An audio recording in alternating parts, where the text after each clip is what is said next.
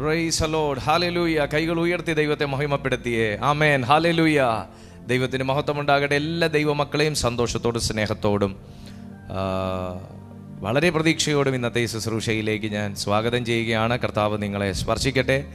എഫേസ്യർക്ക് എഴുതിയ ലേഖനം 2-ാമത്തെ അധ്യായം അതിൻ്റെ 11ഉം 12ഉം വാക്യങ്ങൾ നാം വായിക്കുമ്പോൾ നമുക്ക് മനസ്സിലാകുന്നൊരു കാര്യം, ദൈവത്തിൻ്റെ ഇഷ്ടത്താൽ ഈ ഭൂമിയിലേക്ക് വന്നതും ദൈവത്തിൻ്റെ പ്രവർത്തികൾ വെളിപ്പെടുത്താൻ വേണ്ടി കർത്താവ് വിളിച്ച് വേർതിരിച്ച ദൈവത്തിൻ്റെ സൃഷ്ടിയാണ് നിങ്ങളെന്നും ഉള്ളൊരു മഹാസത്യം നമുക്ക് തിരുവെഴുത്തിൽ നിന്ന് മനസ്സിലാക്കാനായിട്ട് കഴിയുന്നു. അപ്പോൾ ഈ ഭൂമിയിലേക്ക് ദൈവം അയച്ചിരിക്കുന്ന ഒരു വ്യക്തിയാണ് നിങ്ങൾ. ദൈവത്തിനു വേണ്ടി അയച്ചിരിക്കുന്നതും ദൈവത്തിനു വേണ്ടി വിളിച്ചിരിക്കുന്നതും വിളിക്കപ്പെട്ടതുമായ ഒരു വ്യക്തിയാണ് നിങ്ങൾ. ദൈവത്തിൻ്റെ സ്വരൂപത്തിൽ സൃഷ്ടിച്ചിരിക്കുന്ന ഒരു വ്യക്തിയാണ് നിങ്ങൾ. ഈ ഭാഗ്യ പദവി ഒരു കാലം നമ്മിൽ നിന്ന് നഷ്ടമായതും യേശുക്രിസ്തു മൂലമായി അത് നമ്മിലേക്ക് തന്നെ ആ വിശ്വാസത്തിലൂടെ മടക്കി ലഭിച്ചതുമാകുന്ന ഒരു മഹൽ പദവിയിലാണ് ഞാനും നിങ്ങൾ നിൽക്കുന്നത്. അതുകൊണ്ട് ഈ ആരംഭത്തിൽ തന്നെ എനിക്കൊരു കാര്യം പറയാൻ പറ്റും. ഇന്ന് എന്തിന് നിങ്ങളെ ഈ ഭൂമിയിലേക്ക് അയച്ചോ, ഈ ഭൂമിയിൽ എന്താണോ ദൈവം നിങ്ങളുടെ മേൽ ഇട്ടിരിക്കുന്നത്, നിങ്ങളുടെ മേൽ വിളിച്ചിരിക്കുന്ന വിളി, നിങ്ങളെക്കുറിച്ചുള്ള ദൈവിക ആലോചന പദ്ധതി, അത് മാനിഫെസ്റ്റ് ചെയ്യാൻ പോകുവാണ്, അത് വെളിപ്പെടാൻ പോകുവാണ്, അത് നിങ്ങൾ തിരിച്ചറിയാനായി തുടങ്ങുകയാണ്. എഫേസ്യർക്ക് എഴുതിയ ലേഖനം 2-ാമത്തെ അധ്യായം അതിൻ്റെ 10-ാമത്തെ വാക്യത്തിൽ ഇങ്ങനെ പറയുന്നു, നാം അവൻ്റെ കൈപ്പണിയായി സൽപ്രവർത്തികൾക്കായിട്ട് ക്രിസ്തു യേശുവിൽ സൃഷ്ടിക്കപ്പെട്ടവർ ആകുന്നു. ഒന്ന് പറഞ്ഞേ, ഞാൻ ആകുന്നു. എന്തിനു വേണ്ടി? സൽപ്രവർത്തികൾക്കായിട്ട്. എങ്ങനെ സൃഷ്ടിക്കപ്പെട്ടു? അവൻ്റെ കരത്താൽ സൃഷ്ടിക്കപ്പെട്ടു. അപ്പൊ ഇതിനകത്ത് അവകാശം പറയാനില്ലാത്തവർ ഉണ്ടോ എന്ന് ചോദിച്ചാൽ അപ്പനും അമ്മയ്ക്കും പോലും അവകാശം പറയാനില്ല. ഇതിനകത്ത് കൈപ്പണിയായിട്ട് സൃഷ്ടിക്കപ്പെട്ടവരാണ് ഞാനും നിങ്ങളും എന്ന് ബൈബിൾ അഡ്രസ്സ് ചെയ്യുമ്പോൾ അപ്പനെയും അമ്മയെയും തികഞ്ഞ ബഹുമാനത്തോടെയും ഈ ഭൂമിയിലത്തെ ഞങ്ങളുടെ മാതാപിതാക്കളാണ് നിങ്ങളെന്ന പൂർണ്ണ ബഹുമാനം നൽകിക്കൊണ്ട്, അംഗീകാരം നൽകിക്കൊണ്ട്, ആദരിച്ചുകൊണ്ട് ഞാൻ പറയട്ടെ, അവരുടെ ഉള്ളിലൂടെ അവരിലൂടെ ദൈവത്തിൻ്റെ കൈപ്പണിയായി ഈ ഭൂമിയിലേക്ക് വന്ന ഒരു വ്യക്തിയാണ് നിങ്ങൾ. എങ്ങനെ സൃഷ്ടിക്കപ്പെട്ടു? ക്രിസ്തു യേശുവിൽ സൃഷ്ടിക്കപ്പെട്ടു. അങ്ങനെയാണെങ്കിൽ ഞാൻ പിറന്ന കുടുംബത്തിന് ഒരു ശാപമുണ്ട് എന്ന് പറയാം. ഞാൻ ജനിച്ചപ്പോൾ എനിക്കൊരു ദോഷമുണ്ട് എന്ന് പറയാം. എൻ്റെ കുടുംബത്തിൽ പിതൃശാപം നിൽക്കുന്നു എന്നൊരു പക്ഷേ നിങ്ങൾ പറയാം. എൻ്റെ ജനന സമയം അത്ര ശരിയല്ല എന്ന് ഇന്നത്തെ ഈ സന്ദേശം കേൾക്കുന്നത് വരെ നിങ്ങൾ പറയാം. മുമ്പ് ഞാൻ പറയുമായിരുന്നു, എൻ്റെ നക്ഷത്രം അത്ര പോരാ എന്ന് പറയുമായിരുന്നു. ഒരുപക്ഷെ അങ്ങനെയും പറയുന്നവർ കാണാം. നക്ഷത്രങ്ങൾ അവിടെ നിൽക്കട്ടെ, അതിനെ ഒന്നും ഞാൻ തൊടുന്നില്ല. ജനന സമയം അവിടെ നിൽക്കട്ടെ. ഇയ്യോബും തൊട്ടായിരുന്നു ജനന സമയത്തെ, ഞാൻ അവിടെയും തൊടാൻ ആഗ്രഹിക്കുന്നില്ല. എൻ്റെ അമ്മയും അപ്പനും ഒക്കെ വഹിച്ച ശാപം ഇപ്പോഴും എൻ്റെ മേൽ ഇരിക്കുന്നു എന്നൊക്കെ പറയുന്നു, ഞാൻ അവിടെയും തൊടുന്നില്ല. അവിടെ ഇരിക്കട്ടെ. പക്ഷെ ഇതൊക്കെ പറഞ്ഞുകൊണ്ടിരിക്കുന്ന നിങ്ങളെ ഇന്ന് ദൈവവചനത്തിൻ്റെ മുമ്പിലേക്ക് ഞാനൊന്ന് വിളിച്ചുകൊണ്ട് വരികയാണ്. ഈ ദൈവവചനത്തിൽ പറയുന്നു, നിങ്ങളിൽ ഒരു സൃഷ്ടിപ്പ് ഉണ്ടായി, നിങ്ങളിൽ ഒരു കൈ ചലിച്ചു, നിങ്ങളിൽ ഒരു പണി നടന്നു. ഈ 3 കാര്യങ്ങൾ ഈ വചനം പറയുന്നുണ്ട്. ഒന്ന്, നിങ്ങളിൽ ഒരു സൃഷ്ടിപ്പ് നടന്നു, നിങ്ങളിൽ ഒരു കൈ ചലിച്ചു, നിങ്ങളെ പണിയാൻ ഒരു കൈ നീട്ടി. ഈ കൈ നീട്ടിയത് ക്രിസ്തു യേശുവിനാലാണെന്നും ക്രിസ്തു യേശുവിൽ ആണ് എന്നും ഈ ഒരൊറ്റ വാക്യം പറയുമ്പോൾ, നീട്ടിയ കൈ ശാപത്തെ പൊട്ടിച്ച കയ്യ, നീട്ടിയ കൈ ശാപം തകർത്ത കയ്യ, പണിത കൈ പൊളിച്ചതിനെ പണിത കരമ. സൃഷ്ടിപ്പ് ചെയ്ത കരം കല്ലറയ്ക്കകത്തു വെച്ച പുത്രനെ പോലും വീണ്ടും എഴുന്നേൽപ്പിച്ച് സൃഷ്ടിച്ച് മാനവരാശിയുടെ രക്ഷയുടെ അടയാളമാക്കി തന്നെ കാണിച്ച് സ്വർഗത്തിൽ ഇരുത്തിയിരിക്കുന്ന അതേ കരമ, യഹോവയുടെ കരമ. അപ്പോ ആ ക്രിസ്തു യേശുവിൽ വിളിച്ച് വേർതിരിച്ച് പണിത് സൃഷ്ടിച്ച് ഈ ഭൂമിയിൽ നിർത്തിയിരിക്കുന്ന നിങ്ങളുടെയും എന്റെയും മേൽ ഈ സെക്കൻഡ് മുതൽ പോലും ഇനി പറഞ്ഞു പോകരുത് എൻ്റെ മേലൊരു ശാപമുണ്ടെന്ന്, എൻ്റെ മേലൊരു പാരമ്പര്യ ശാപമുണ്ടെന്ന്, എൻ്റെ മേലൊരു പിതൃ ശാപമുണ്ടെന്ന്. പറഞ്ഞതൊന്നും കള്ളമാണെന്നല്ല, അതൊന്നും ഇല്ലാത്തതാണെന്നല്ല. പക്ഷെ ഈ ബൈബിൾ പറയുന്നു, സൽപ്രവർത്തിക്കായിട്ട് നിന്നെ സൃഷ്ടിച്ചു. ക്രിസ്തു യേശുവിൽ എനിക്ക് ലഭിച്ച ആദ്യ പദവിയും ഭാഗ്യവും പ്രോമിസും എന്താന്ന് ചോദിച്ചാൽ, ഈ ഭൂമിയിൽ കിടന്ന് ഉഴന്ന് നടക്കാൻ സൃഷ്ടിച്ചു എന്നല്ല, സൽപ്രവർത്തിക്കായിട്ട് സൃഷ്ടിച്ചു, സൽപ്രവർത്തിക്കായിട്ട് സൃഷ്ടിച്ചു, സൽപ്രവർത്തിക്കായിട്ട് സൃഷ്ടിച്ചു. സൃഷ്ടിച്ച നിങ്ങളിൽ ഒരു പ്രവൃത്തി വെളിപ്പെടാൻ പോകുകയാണ്. ഒരു സൽപ്രവൃത്തിക്ക് വേണ്ടി വിളിച്ച നിന്നെ, ഒരു സൽപ്രവൃത്തിക്ക് വേണ്ടി വേർതിരിച്ച നിങ്ങളെ, ഒരു സൽപ്രവൃത്തിക്കായിട്ട് ക്രിസ്തുയേശുവിൽ പണിത നിങ്ങളെ, ഒരു മാനപാത്രമാക്കി നിർത്താൻ വിളിച്ച നിങ്ങളെ, അതിന്റെ ജസ്റ്റ് ഓപ്പോസിറ്റ് ആക്കിയാണ് ഈ മെസ്സേജ് കേൾക്കുന്നതിന് തൊട്ടു മുന്നേ വരെ നിർത്തിയിരിക്കുന്നെങ്കിൽ, എഫേസ്യർക്ക് എഴുതിയ ലേഖനം 2-ാമത്തെ അധ്യായം 11-ാമത്തെ വാക്യത്തിലേക്ക് കൈവച്ച് അതിനെ പിടിച്ചെടുക്ക്. ഈ വേർഡ് പ്രകാരം ഞാൻ സൽപ്രവർത്തിക്കായിട്ട് സൃഷ്ടിക്കപ്പെട്ട വ്യക്തിയാണ്. ഹല്ലേലൂയ. ഒരു പ്രവൃത്തിയും ജീവിതത്തിൽ കാണാതെ നിൽക്കുന്ന, ഒരു ദൈവകരവും എനിക്ക് വേണ്ടി ചലിക്കുന്നില്ലല്ലോ എന്ന് ഇന്നത്തെ തീയതി പോലും പറഞ്ഞ, എനിക്ക് വേണ്ടി ദൈവം പോലും പ്രവർത്തിക്കുന്നില്ലല്ലോ എന്ന് കരുതിയ ചില കാതുകളിലേക്ക് ഈ വേർഡ് വന്ന് വീഴുകയാണ്. പരിശുദ്ധാത്മാവ് പറഞ്ഞു, നിങ്ങളെ സൃഷ്ടിക്കാൻ ദൈവത്തിന് കൈ നീട്ടാൻ പറ്റുമെങ്കിൽ, നിങ്ങളെ പണിയണമെന്ന് ദൈവത്തിന്റെ ഹൃദയത്തിൽ ഒരു ആഗ്രഹം തോന്നിയെങ്കിൽ, നിങ്ങളുടെ അമ്മയപ്പന്മാരിലൂടെ ഒരു അഡ്രസ്സുള്ള വ്യക്തിയാക്കി ഈ ഭൂമിയിലേക്ക് അയക്കാൻ ദൈവത്തിന് സാധിക്കുമായിരുന്നെങ്കിൽ, പല കുഞ്ഞുങ്ങളും പിറന്ന മണ്ണിലേക്ക് കാലുകുത്തുന്നതിന് മുന്നേ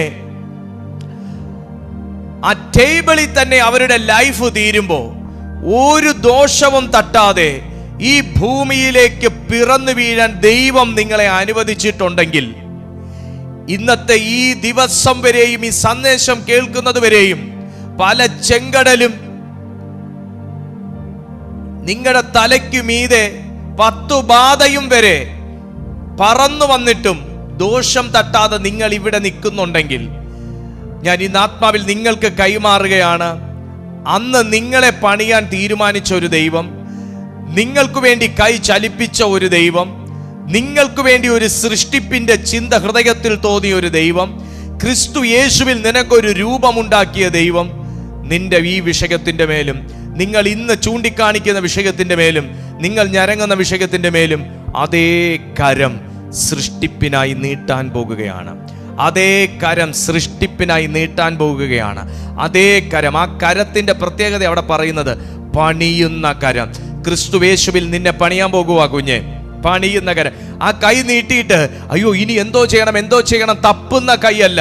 ആ കൈ നിന്റെ പേർക്ക് നീണ്ടിട്ടുണ്ടെങ്കിൽ ചില പണി ആ കൈകൾ കൊണ്ട് നടന്നിട്ടുമുണ്ട്. ഇല്ലേ? നിങ്ങൾ പറ, 2000-ലെ കഥ പറ, 2015-ലെ കഥ പറ, 2020-ലെ കഥ പറ, 2025-ലെ കഥ പറ. ആ കൈ നീണ്ടപ്പോഴെല്ലാം ഒരു പണി ജീവിതത്തിൽ നടന്നിട്ടില്ലേ? ആ കൈ നീണ്ടപ്പോഴെല്ലാം ഒരു അത്ഭുതം നടന്നു ബ്രദറെ എന്ന് പറഞ്ഞിട്ടില്ലേ? ആ കൈ ചലിച്ചപ്പോഴെല്ലാം ആ വിഷയത്തിന് വിടുതലായി എന്ന് പറയാൻ പറ്റിയിട്ടില്ലേ?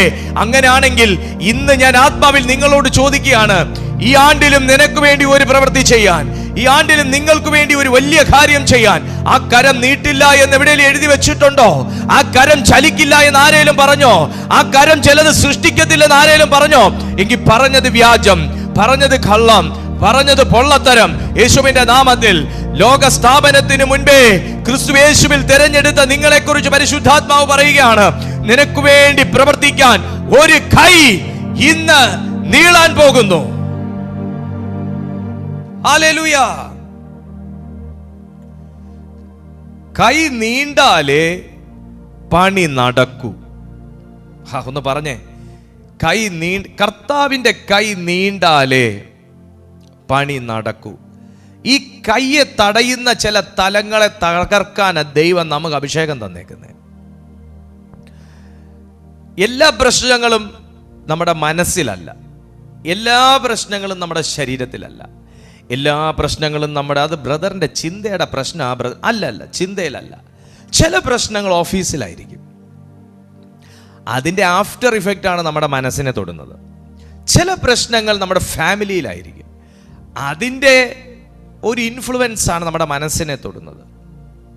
ചില പ്രശ്നങ്ങൾ തികച്ചും സ്വകാര്യമായിരിക്കും.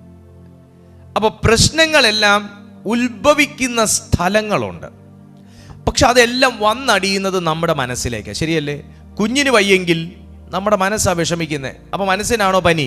മനസ്സിനല്ല പനി. മനസ്സിലാണോ വേദന? മനസ്സിനല്ല വേദന. കുഞ്ഞിനാ വേദന, കുഞ്ഞിനാ പനി. പക്ഷെ അത് എവിടെയാ പ്രതിഫലിക്കുന്നത്? നമ്മുടെ മനസ്സിലാണ്. തൽഫലമായി എന്ത് സംഭവിക്കും? ആരാധന സ്വാതന്ത്ര്യം കുറയും, ആരാധിക്കാനൊരു താല്പര്യം കിട്ടത്തില്ല, വചനം കേൾക്കാനൊരു സുഖം കാണത്തില്ല. അപ്പൊ ചില പ്രശ്നങ്ങളെ പരിഹരിക്കണമെങ്കിൽ അതിൻ്റെ റൂട്ട് അറിയാൻ ഒരു കൃപ നമുക്ക് വേണം. നമുക്ക് ചില കാര്യങ്ങളൊക്കെ പ്രാർത്ഥിക്കാൻ പറയാൻ പറ്റും, ഇതിൻ്റെ റൂട്ട് എവിടെയാണ്. ചില കാര്യങ്ങൾ നമുക്ക് പ്രാർത്ഥിക്കാൻ പറയാൻ പറ്റും, ഇതിൻ്റെ ഉത്ഭവ സ്ഥാനം എവിടെയാണ്, ഇതിൻ്റെ ഉദ്ദേശം എന്താണ്, നമുക്കറിയാൻ പറ്റും.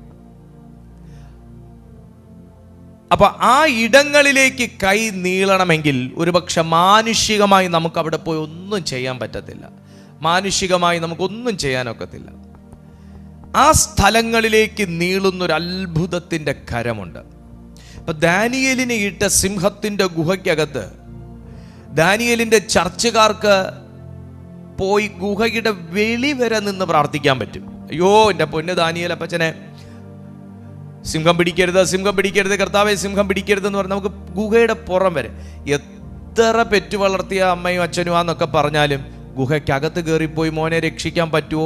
അവർക്ക് താല്പര്യം ഉണ്ടെങ്കിലും അവരുടെ ഉള്ളിൻ്റെ ഉള്ളിൽ ഭരിക്കുന്ന ഒരു ഭയം അവരെ അതിനകത്തോട്ട് കയറാൻ, മനസ്സിലായോ? പക്ഷെ അതിനകത്തേക്കും നീട്ടാൻ പറ്റുന്ന ഒരു കരത്തെക്കുറിച്ച് അറിയുന്ന അമ്മയും അപ്പനാണെങ്കിൽ പറഞ്ഞെങ്കിൽ പറയും, നിങ്ങളൊക്കെ എന്തിനാ ഈ നിലവിളിക്കുന്നേ? അവിടെ കുത്തിയിരിക്കുക, നമുക്ക് ഗുഹയുടെ മുന്നിൽ വരെ എത്താൻ കർത്താവ് കൃപ തന്നില്ലേ, നമുക്ക് ഇവിടെ വരെ വരാനുള്ള അനുവാദമേ ഉള്ളൂ. അതിൻ്റെ അകത്തേക്ക് കടക്കാനുള്ള കരം നമ്മുടേതല്ല, അതിനകത്ത് കടക്കാനുള്ള കരം ദൈവത്തിൻ്റെതാണ്. ഞാനൊരു ദൂത് പറയാം, ദൈവം പ്രവർത്തിക്കേണ്ടടുത്ത് കയറി നീ പ്രവർത്തിക്കാൻ നിൽക്കരുത്. ദൈവം സംസാരിക്കേണ്ടടുത്ത് കയറി നീ സംസാരിക്കാൻ നിൽക്കരുത്. ദൈവം കരം ചലിപ്പിക്കേണ്ടടുത്ത് കയറി നീ കരം ചലിപ്പിക്കാൻ നിൽക്കരുത്. ദൈവത്തിന്റെ നാവ് അനങ്ങേണ്ടടുത്ത് നിന്റെ നാവ് അനങ്ങരുത്. ദൈവത്തിന്റെ ദർശനത്തിന്റെ മേൽ നിന്റെ ദർശനം വെക്കരുത്. ദൈവത്തിന്റെ അരുളപ്പാടിന്റെ മേൽ നിന്റെ അരുളപ്പാട് ഉണ്ടാകരുത്.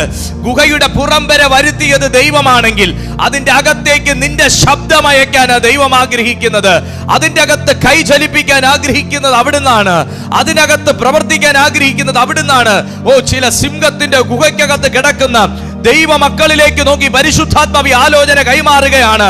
നിനക്കിതിനകത്ത് ചെയ്യാൻ ഒന്നുമില്ല എന്ന് പറയുമ്പോഴും, നിനക്കിതിനകത്ത് പറയാനൊന്നുമില്ല എന്ന് പറയുമ്പോഴും, ഇതിനകത്ത് എനിക്കൊന്നും സംസാരിക്കാനില്ല എന്ന് പറയുമ്പോഴും, എനിക്കിതിനൊന്നും മറുപടി പറയേണ്ടത് എങ്ങനെയെന്ന് പോലും അറിയത്തില്ല എന്ന് പറയുമ്പോഴും, എന്തിനു വേണ്ടി ചെയ്യണമെന്ന് അറിയുകയില്ല എന്ന് പോലും പറഞ്ഞിരിക്കുമ്പോഴും കർത്താവ് പറയുന്നു, നീ ദൈവത്തിന്റെ മീതെ കൈ ചലിപ്പിക്കാൻ നിൽക്കണ്ട. നിനക്ക് കഴിയുന്ന ഒരു കൃപ പ്രാർത്ഥിക്കുക എന്നുള്ളതാണ്.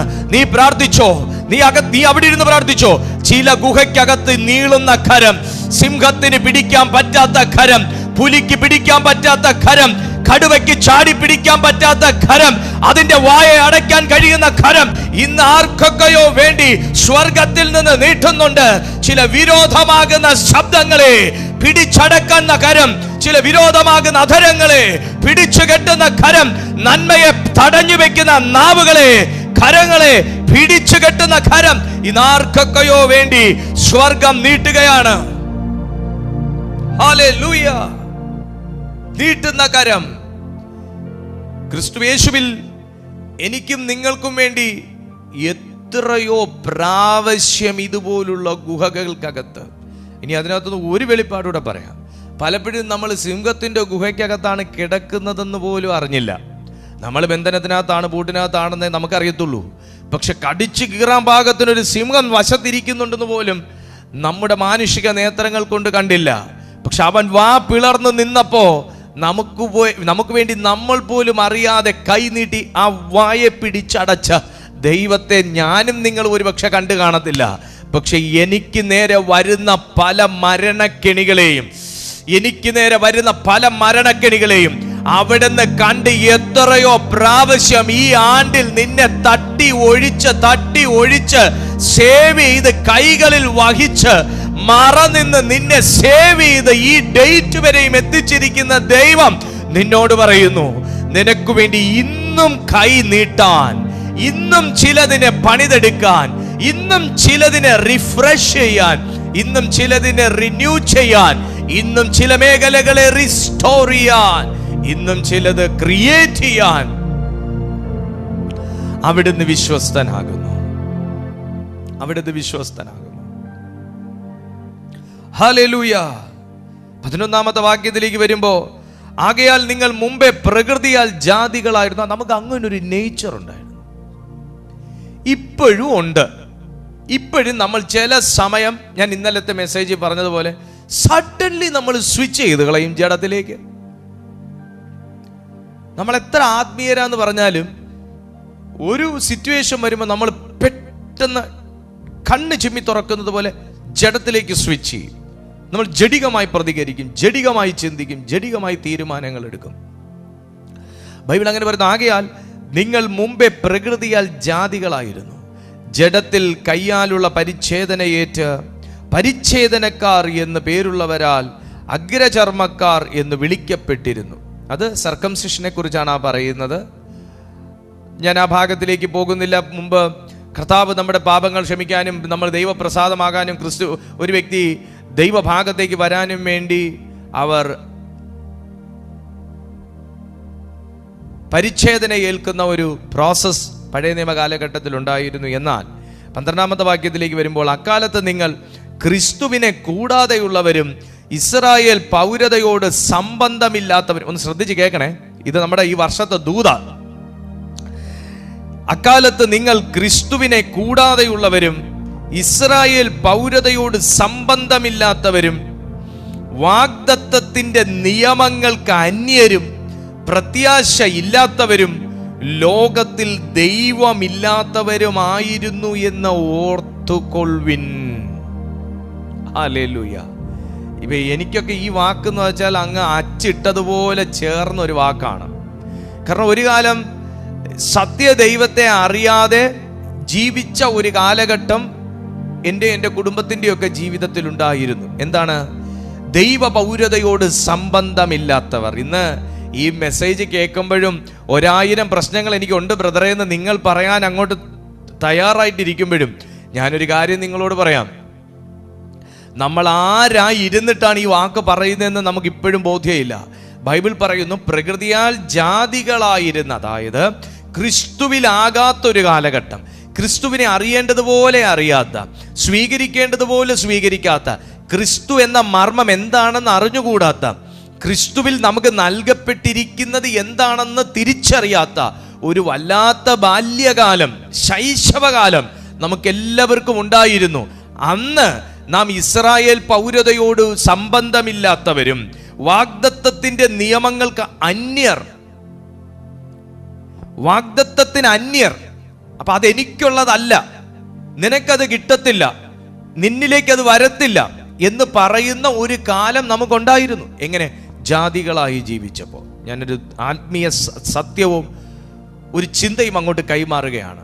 ഒന്ന് ഉറപ്പിക്കണം, ഞാനിപ്പോൾ ആത്മീയനായിട്ട് ജീവിച്ചുകൊണ്ടിരിക്കുന്ന ഈ സമയം ജാതികളിൽ കർത്തൃത്വം നടത്തുന്നതൊന്നും ഇപ്പൊ എന്നെ ഭരിക്കുന്നില്ല എന്നൊന്ന് നിങ്ങൾ ഉറപ്പ് വരുത്തണം.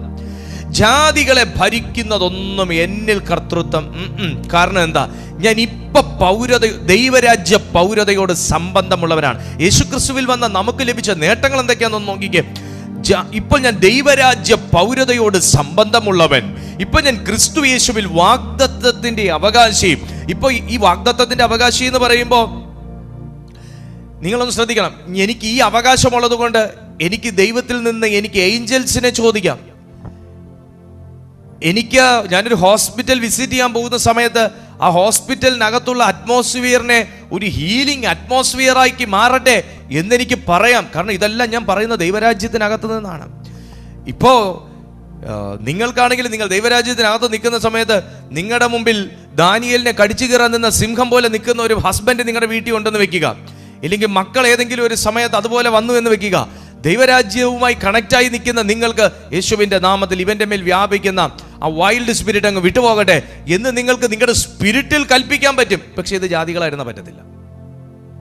ഞാൻ വാ തുറക്കണ്ട, കയ്യും കെട്ടി നിന്നിട്ട് അല്ല അവൻ്റെ മുഖത്തും നോക്കി ഇങ്ങനൊരു കൽപ്പന അങ്ങ് കൽപ്പിച്ചാൽ മതി. ഞാൻ എവിടെ കൊണ്ടാ സംസാരിക്കുന്നതെന്ന് പിടികിട്ടുന്നോ? കിങ്ഡത്തിന്റെ പ്രത്യേകത മനസ്സിലാവുന്നോ? അധികാരം മനസ്സിലാവുന്നോ? നിങ്ങൾക്ക് മനസ്സിലാവുന്നോ? ഇപ്പം ഞാനിപ്പോൾ ഒരു കാര്യം പറഞ്ഞുതരാം. നിങ്ങൾ അധികാരത്തിലിരിക്കുന്ന ഒരു മിനിസ്റ്ററുടെ നേർക്ക് പോയിട്ട് നിങ്ങൾ ഇങ്ങനെ ക്ഷുഭിതനായി സംസാരിക്കുകയാണ്. കാര്യം നിങ്ങളുടെ ഭാഗത്ത് ന്യായമൊക്കെ കാണുമായിരിക്കും. അധികാരത്തിലിരിക്കുന്ന ഒരു ഓഫീസറുടെ മുമ്പിൽ നിങ്ങൾ ക്ഷുഭിതനായിട്ട് സംസാരിക്കുകയാണ്.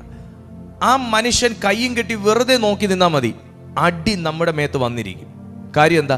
ആ മനുഷ്യനെ പ്രൊട്ടക്റ്റ് ചെയ്യുന്നവർ സൈഡിലുണ്ടെന്നുള്ള നമ്മൾ കാണാതെ ഇത്രയും വിളിച്ചു വാരി പറഞ്ഞ് ആ മനുഷ്യനെ പ്രൊട്ടക്റ്റ് ചെയ്യുന്ന, ആ മനുഷ്യന്റെ സേഫ്റ്റി ഉറപ്പുവരുത്തുന്ന, അതിന് വേണ്ടി അപ്പോയിന്റ് ചെയ്തിരിക്കുന്നവർ അദ്ദേഹത്തിന്റെ ഇരുവശവും ഉണ്ട് എന്ന് മനസ്സിലാക്കാതെയാണ് നമ്മൾ ആ മനുഷ്യനോട് ക്വസ്റ്റ്യൻ ചെയ്യുന്നതും ആ മനുഷ്യന് നേരെ ക്രുദ്ധിച്ച് കയറാൻ പോകുന്നതും ഒക്കെ. നമ്മൾ സംസാരിച്ചുകൊണ്ടിരിക്കുകയും ചെയ്യും, കണ്ണീന്ന് പൊന്നീച്ച പറക്കുന്നത് പോലെ ഒരു മർദ്ദനം നമ്മുടെ മേൽ വരികയും ചെയ്യും. സംശയമൊന്നുമില്ല. ഇത് തന്നെയാണ് ദൈവരാജ്യത്തിൽ നിൽക്കുന്ന പദവിയുള്ളവൻ്റെയും ജീവിതത്തിൽ. നമ്മൾ ചിലയിടത്ത് കൈകെട്ടി നിന്നാൽ മതി. ആക്ട് ചെയ്യേണ്ടവർ ആക്ട് ചെയ്യും. ഞാൻ അതാ തുടക്കത്തിൽ പറഞ്ഞേ, നമുക്ക് വേണ്ടി നീട്ടുന്നൊരു കരം ഇന്നുമുണ്ട്, നമുക്ക് വേണ്ടി പണിയുന്നൊരു കരം ഇന്നുമുണ്ട്, നമുക്ക് വേണ്ടി സൃഷ്ടിക്കുന്നൊരു കരവും ഇതുകൊണ്ട്. അതുകൊണ്ട് യേശു പറഞ്ഞത് പ്രതികാരം യഹോവയ്ക്കുള്ളതെന്ന് പറഞ്ഞത്. നമുക്കത് ചെയ്യാൻ പ്രമാണമില്ലാത്തതുകൊണ്ടാണ്. ചിലരോട് തിരിച്ച് സംസാരിക്കാൻ പ്രമാണമില്ല, ചിലർ ചെയ്തതിൻ്റെ മറുപടി ചെയ്യാൻ നമുക്ക് പ്രമാണമില്ല, ചിലര് ടോസ് ചെയ്ത രീതിയിൽ നമുക്ക് ടോസ് ചെയ്യാൻ അങ്ങനല്ല നമ്മൾ വിളിച്ചേക്കുന്നത്. ചിലർ നമുക്കെതിരെ ചെയ്ത പണി തിരിച്ചു ചെയ്യാൻ നമുക്ക് പ്രമാണമില്ല. പക്ഷേ ദൈവരാജ്യത്തിൻ്റെ അധികാരത്തിലൊരു വ്യക്തി നിന്ന് കഴിഞ്ഞാൽ, വാഗ്ദത്തത്തിൻ്റെ അവകാശിയായി മാറിക്കഴിഞ്ഞാൽ, ആ ക്രിസ്തുവിൻ്റെ ആത്മാവ് അകത്ത് വന്നൊരു വ്യക്തി ആയിക്കഴിഞ്ഞാൽ, ഞാൻ നേരത്തെ പറഞ്ഞതുപോലെ എത്ര വൈൽഡ് സ്പിരിറ്റിൻ്റെ ഇൻഫ്ലുവൻസ് ഉള്ള എൻറ്റിറ്റി ഉള്ള ഒരു മനുഷ്യൻ, ഒരു സാഹചര്യം, ഒരു സമ്മർദ്ദം മുന്നിൽ നിന്നാലും കണ്ണ് തുറന്ന് നോക്കി വാ ചലിപ്പിക്കാതെ ആത്മാവ് കൊണ്ട് കൽപ്പിച്ച് ചിലതിനെ താഴിടാനുള്ള ഒരു ദൈവരാജ്യത്തിന്റെ അധികാരത്തെയും അഭിഷേകത്തെയും നിങ്ങൾ തിരിച്ചറിയാതെ പോകരുത്. ഇത് കർത്താവേ എനിക്ക് വേണ്ടി ഈ അത്ഭുതം ചെയ്യണേ, ആ അത്ഭുതം ചെയ്യണേ എന്ന് പ്രാർത്ഥിക്കുന്ന ലാഘവത്തിലല്ല ഞാൻ ഈ പറഞ്ഞ ആലോചന നിങ്ങൾ ഏറ്റെടുക്കേണ്ടത്. ഞാനിത് പറയുന്നത് ദൈവരാജ്യത്തിന്റെ പൗരത്വത്തെക്കുറിച്ചാണ്. ദൈവരാജ്യത്തിന്റെ പൗരത്വത്തെക്കുറിച്ചാണ്. ക്രിസ്തുവിനെ ആണിയടിക്കാൻ വേണ്ടി ക്രൂശിൽ മറിച്ചിട്ട സമയം അവൻ മിണ്ടാതെ നിന്നത് നിന്റെ അധരങ്ങളിലൂടെ മിണ്ടുവാൻ ദൈവം അവസരം കൊടുക്കുമെന്നുള്ളത് കൊണ്ടാണ്. അവന്റെ കൈകളെ വിരിച്ചു പിടിച്ച് ആണി അടിച്ചത് നിന്റെ കരങ്ങളിലൂടെ അത്ഭുതം ചെയ്യാമല്ലോ എന്നുള്ള ചിന്ത കൊണ്ടാണ്. അവന്റെ കാലുകളെ കൂട്ടിപ്പിടിച്ച് പച്ചക്കാരിനും പാണി അടിച്ചത് നിന്റെ കാലുകളിലൂടെ ലോകരാജ്യങ്ങളിലേക്ക് കടന്നു ചെന്ന് തന്നെ കുറിച്ച് വെളിപ്പെടുത്താമല്ലോ എന്നുള്ളത് കൊണ്ടാണ്.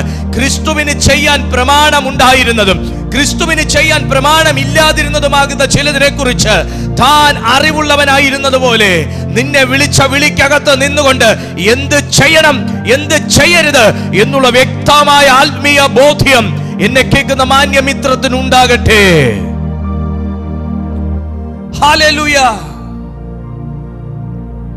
ഇന്ന് ആ ക്രിസ്തുവിന്റെ കൈ ഞാൻ കൈവിരിച്ചാൽ വെളിപ്പെടുമെന്ന്, ആ ക്രിസ്തുവിന്റെ വിരൽ ഞാൻ ചൂണ്ടിയാൽ പ്രത്യക്ഷമാകുമെന്ന്, ആ ക്രിസ്തുവിന്റെ ശക്തി ഞാൻ കൽപ്പിക്കുന്നിടത്ത് വെളിപ്പെടുമെന്ന് ഉറപ്പിക്കണമെന്നുണ്ടെങ്കിൽ ഞാൻ ദൈവരാജ്യത്തിന്റെ അവകാശിയായിരിക്കണം.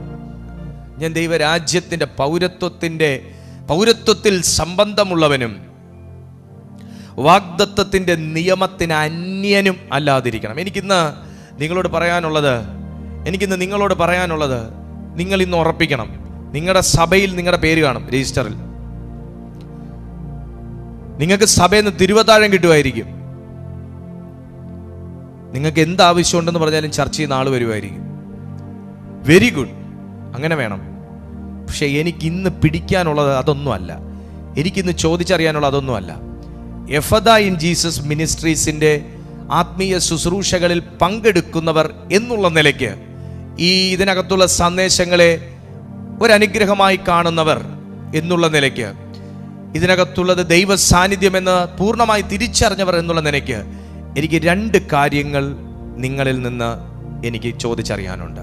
ഒന്ന്, നിങ്ങൾ ഇസ്രായേൽ പൗരതയോട് സംബന്ധമില്ലാത്തവരാണോ? I mean ദൈവരാജ്യവുമായി ബന്ധമില്ലാത്തവരാണോ? 2, വാഗ്ദത്തത്തിൻ്റെ നിയമത്തിന് അന്യരാണോ? ബൈബിൾ ഇത് 2 കാര്യങ്ങളും പറയുന്നു. ജാതികളായിരുന്നപ്പോൾ ഇസ്രായേൽ പൗരത്വത്തോട് സംബന്ധമില്ലാത്തവരും വാഗ്ദത്തത്തിൻ്റെ നിയമങ്ങൾക്ക് അന്യരും, അടുത്തൊരു വാക്കുണ്ട്, പോവല്ലേ, പ്രത്യാശയില്ലാത്തവരും, ഓടല്ലേ, ഇനിയുണ്ട്, ലോകത്തിൽ ദൈവമില്ലാത്തവരുമായിരുന്നു. എനിക്ക് 2 കാര്യങ്ങൾ കിട്ടിയാൽ മതി. ഒന്ന്, നിങ്ങൾ ഇസ്രായേൽ പൗരത്വത്തോട് അല്ലെങ്കിൽ ദൈവരാജ്യവുമായി സംബന്ധമില്ലാത്തവരാണോ? 2, നിങ്ങൾ വാഗ്ദത്തത്തിൻ്റെ നിയമങ്ങളിൽ അന്യരാണോ? ഈ 2 ചോദ്യങ്ങൾക്ക് ഉത്തരം കിട്ടിയാൽ 2 ചോദ്യം ഞാൻ തന്നെ പൂരിപ്പിക്കാം. ഇല്ല ബ്രദർ, എനിക്ക് ദൈവരാജ്യവുമായി ബന്ധമുണ്ട് എന്നും, 2, ഞാൻ വാഗ്ദത്തത്തിൽ അന്യനല്ല, ഞാൻ വാഗ്ദത്തത്തിൻ്റെ അവകാശിയാണ്. കാരണം ഞാൻ യേശു ക്രിസ്തുവിനെ എൻ്റെ രക്ഷകനും കർത്താവും നാഥനും എൻ്റെ സർവസ്വവുമായി ഞാൻ എൻ്റെ ഹൃദയത്തിൽ ഞാൻ സ്വീകരിച്ചൊരു വ്യക്തിയും, എൻ്റെ രക്ഷയ്ക്കായി എൻ്റെ ഹൃദയം കൊണ്ട് വിശ്വസിച്ച് വായ് കൊണ്ട്, നീതിക്കായി എൻ്റെ വായ് കൊണ്ട് ഏറ്റുപറഞ്ഞ് ഞാൻ വെള്ളത്തിൽ സ്നാനം സ്വീകരിച്ച് വീണ്ടും ജനിച്ചൊരു ദൈവ പൈതലായി നിൽക്കുകയും കർത്താവായ യേശു ക്രിസ്തുവിൽ ഇപ്പോഴും വിശ്വസിക്കുകയും ചെയ്യുന്നൊരു വ്യക്തിയാണ് എന്ന് പറയുന്നൊരു വ്യക്തിയാണ് താങ്കളെങ്കിൽ എനിക്ക് പൂരിപ്പിക്കാൻ പറ്റും 2. അങ്ങനെയാണെങ്കിൽ നിങ്ങൾ ലോകത്തിൽ നിങ്ങളെ സപ്പോർട്ട് ചെയ്യുന്നവരില്ലായിരിക്കും, ലോകത്തിൽ നിങ്ങളെ പിടിച്ചണയ്ക്കുന്നവരില്ലായിരിക്കും, ലോകത്തിൽ നിങ്ങളെ ഹെൽപ്പ് ചെയ്യുന്നവരില്ലായിരിക്കും. പക്ഷെ നീ ലോകത്തിൽ ദൈവമില്ലാത്തവനല്ല. 2, ജാതികളെ പോലെ പ്രത്യാശയില്ലാത്തവനല്ലാതിരിക്കും. നിനക്ക് പ്രത്യാശ ഉണ്ടാകും, നിനക്ക് ലോകത്തിൽ ദൈവമുണ്ടാകും. നീ നിൽക്കുന്ന രാജ്യത്തിൽ പോലും നിന്നെ ഹെൽപ്പ് ചെയ്യാൻ, നിന്നെ മൈൻഡ് ചെയ്യാൻ, നീ വീട് കിടന്നാലൊന്ന് താങ്ങാൻ, നിന്നെ കുറിച്ചൊന്ന് അന്വേഷിക്കാൻ ഒരുപക്ഷെ ആരുമില്ലായിരിക്കും. പ്രസവിച്ചു വളർത്തിയ മക്കൾ പോലും ഒരുപക്ഷെ നിങ്ങളെ തിരിഞ്ഞു നോക്കാത്ത ഒരു സാഹചര്യത്തിലായിരിക്കാം. മാന്യമിത്രം, ഇന്ന് ഈ സന്ദേശം കേട്ടുകൊണ്ടിരിക്കുന്നത് എന്റെ 2 ചോദ്യങ്ങൾക്ക് ഉത്തരം നൽകിയ ഒരു വ്യക്തി എന്ന വിശ്വാസത്തിൽ ഞാൻ പറയട്ടെ, ലോകത്തിൽ നമ്മൾ വിചാരിച്ചവരൊന്നും ഒരുപക്ഷെ നമുക്ക് കാണണമെന്നില്ല. ദൈവത്തിന്റെ ആത്മാവ് പറയുന്നു, യേശു ക്രിസ്തുവിലുള്ളവന് ലോകത്തിൽ ദൈവമുണ്ട്, ലോകത്തിൽ പ്രത്യാശയുണ്ട്, ലോകത്തിൽ ദൈവത്തിന്റെ ഒരു കൈ വരുമെന്നുള്ള പ്രത്യാശയുണ്ട്, ആ കൈ പണിയുമെന്നുള്ളൊരു പ്രത്യാശയുണ്ട്, ആ കൈ സൃഷ്ടിക്കുമെന്നൊരു പ്രത്യാശയുണ്ട്, ആ കൈ ചലിക്കേണ്ടടുത്ത് ചലിക്കുമെന്നൊരു പ്രത്യാശയുണ്ട്. ഇന്ന് ഞാൻ ആത്മാവിൽ ഇത് പറഞ്ഞുകൊണ്ടിരിക്കുമ്പോൾ ഒരു ആത്മകരം ഈ രാത്രിയിൽ ആർക്കൊക്കെ വേണ്ടി ചലിച്ചു തുടങ്ങുകയാണ്. യേശുവിന്റെ അധികാരമുള്ള നാമത്തിൽ എന്റെ കൈ എത്തി തൊടാൻ പറ്റാത്തതും എന്റെ കൈകൾക്ക് നീട്ടി പൊളിക്കാൻ പറ്റാത്തതും എന്റെ യേശുവിന്റെ അരുമനാഥന്റെ കരം നീട്ടി വിരോധമായി നിൽക്കുന്ന ചിലതിനെ പൊളിക്കുന്നു.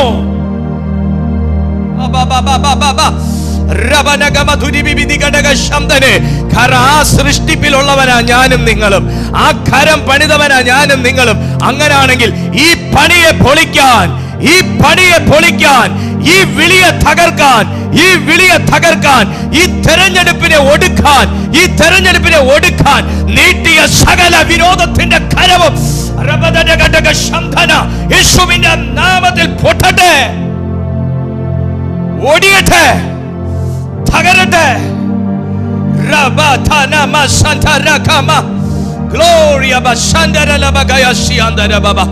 കാരണം ദൈവം വിളിച്ചവരാ ഇതിനകത്തുള്ളത്, ദൈവം തെരഞ്ഞെടുത്തവരാ ഇതിനകത്തുള്ളത്. അതൊരു നിയമം തകർക്കുമെന്ന് പറഞ്ഞാൽ, ആ വിളിയുള്ളവന്റെ നിയമം തകർക്കുമെന്ന് പറഞ്ഞാൽ, ആ വിളിയുള്ളവന്റെ യാത്രയെ നിയമം തടയുമെന്ന് പറഞ്ഞാൽ, ആ വിളിയുള്ളവന്റെ യാത്രയെ സമ്പത്ത് കൊണ്ട് തടയുമെന്ന് പറഞ്ഞാൽ, ആ വിളിയുള്ളവന്റെ പ്രയാണത്തെ ദൈവത്തിന്റെ സൃഷ്ടിയുടെ പ്രയാണത്തെ പൈശാചിക രാജ്യങ്ങൾ തടയുമെന്ന് പറഞ്ഞാൽ, വചനം തലയ്ക്കകത്തിരിക്കുന്നവന്റെ അപ്സ്റ്റയർ വേക്കന്റ് അല്ല. വചനം പറയുന്നു, ഇന്നും സൃഷ്ടിച്ച് വിളിച്ച് ഭൂമിയിൽ വേർതിരിച്ച് ക്രിസ്തുവിന്റെ പ്രതിപുരുഷനായി, പ്രതിരൂപമായി, പ്രതിബിംബമായി നിർത്തിയിരിക്കുന്നവന് വേണ്ടി അദൃശ്യ മണ്ഡലത്തിലൂടെ ദൃശ്യമായി ചലിക്കുന്ന കരം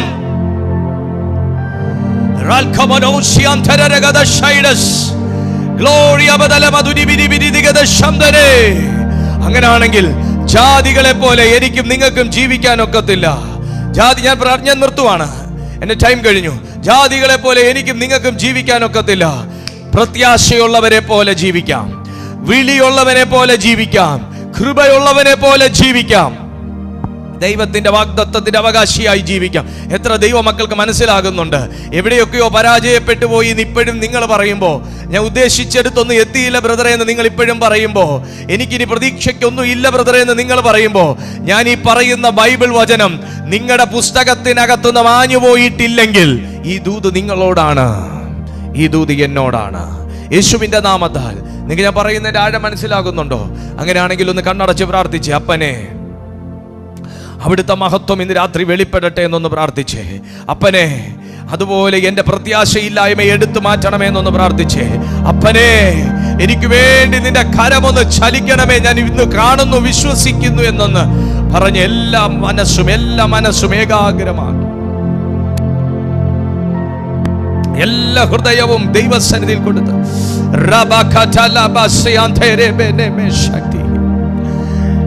ഞാനിപ്പോ രണ്ട് കൂട്ടർക്ക് വേണ്ടി, സൂമിലും യൂട്യൂബിലും ഇരിക്കുന്നവർക്ക് വേണ്ടി ഞാൻ ഒരുമിച്ച് പ്രാർത്ഥിക്കുകയാണ്.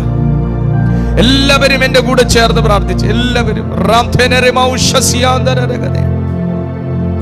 നിനക്ക് വേണ്ടി പ്രവർത്തിക്കുന്ന ഒരു അത്ഭുതകരം ഇന്നും നിങ്ങളൊരു ദൈവപ്രവർത്തിക്ക് വേണ്ടി കൊതിച്ച് കാത്തിരിക്കുന്ന ഈ സമയം കർത്താവ് മാറ്റി പറയുന്നില്ല, പരിശുദ്ധാത്മാവ് മറന്നു കളയുന്നില്ല. കർത്താവ് പറയുന്നു, നിന്നെ സൃഷ്ടിക്കാൻ എനിക്ക് കരം നീട്ടാൻ അറിയാമെങ്കിൽ, നിന്നെ ഈ ഭൂമിയിലേക്ക് മരണം തട്ടാതെ കൊണ്ടുവരാൻ കഴിയുമായിരുന്നെങ്കിൽ, ഈ വയസ്സുവരെയും നിന്നെ പിടിച്ചു നിർത്താൻ എനിക്ക് കഴിയുമായിരുന്നെങ്കിൽ, നീ ഇന്ന് ചോദിക്കുന്നതിന്റെ മേൽ കരം ചലിപ്പിക്കുവാൻ എനിക്ക് കഴിയുകയില്ലയോ?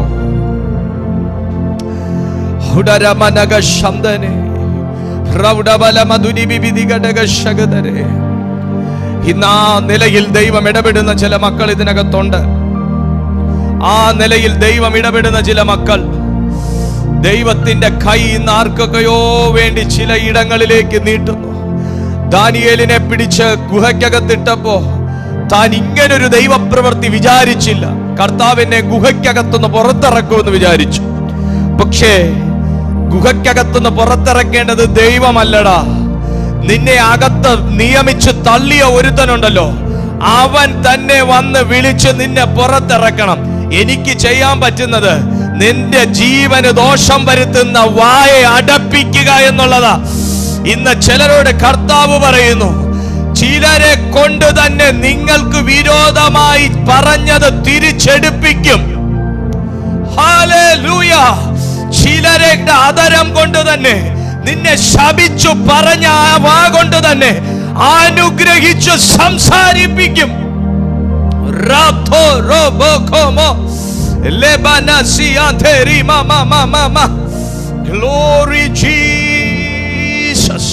അതങ്ങനെ സംഭവിക്കും കേട്ടോ, അതങ്ങനെ സംഭവിക്കും.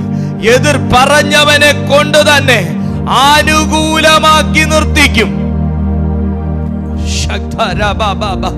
നോ പറഞ്ഞ വ്യക്തിയെ കൊണ്ട് തന്നെ യെസ് എന്ന് പറയിക്കും.